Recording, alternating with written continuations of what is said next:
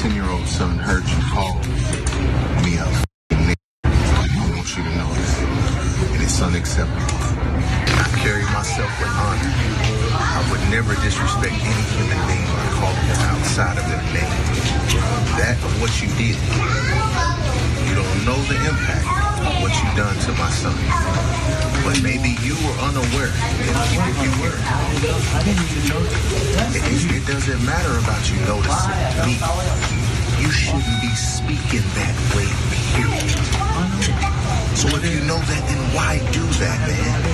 All I heard, I thought, because I had hurt my leg, and I said, You hurt your leg and you said, I didn't know that. I thought that was.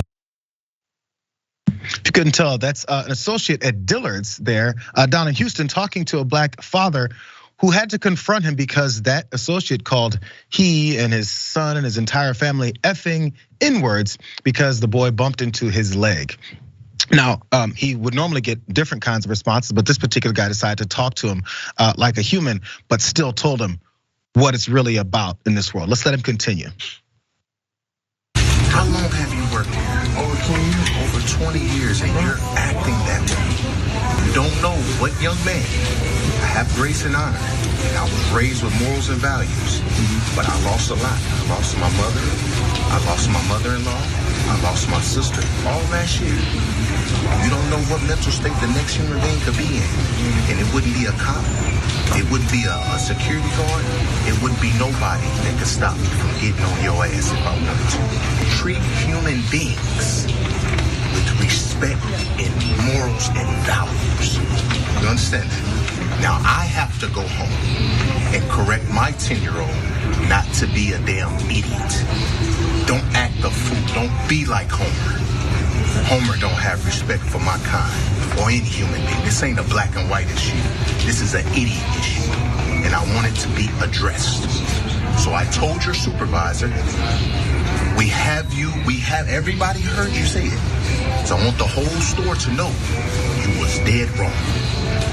And I just bought this stuff at Dillard's with Homer working here. I wouldn't treat anybody like that, man, and you're dead wrong. So may God bless you, and you keep moving forward, and I'll pray for you, Homer. Thank you. Peace and blessings. Thank you. Rick, really fast. So when it comes to something like this, there's many ways he pointed out, there's many ways I could have addressed you. Could have been pretty bad and physical for you. But instead, I'm gonna tell you about how this affects me, my son, what I now have to do in response. And also that I also reported your ass. Yes, it's been reported he was also fired after working at Dillard's for 20 years. But effing N-words bumped into him. So that's enough to get fired over. But if someone's gonna say that to a customer, you don't know what their history was for those 20 years prior to that day, and how or what tactics they may have done to people who don't look like him. That was graceful, and he is full of honor. And if you want to go watch the whole thing, I highly recommend it because it is a must watch. Absolutely. I mean, this is the thing. And we, anytime people talk about, oh, that doesn't exist anymore, we've gone so far from that. There's so many microaggressions that happen. This isn't even micro. So many direct aggressions that happen in our society. When people say, hey, this is what happens to me on a daily basis, or happens to my brother, or happens to my mother, or happens to my sister, daughter, all these things happen. And then the audacity to say, oh, you guys are playing the race card. It's immediately this dismissal that you literally, your existence, your experiences don't exist unless someone else who doesn't experience them accepts that they exist.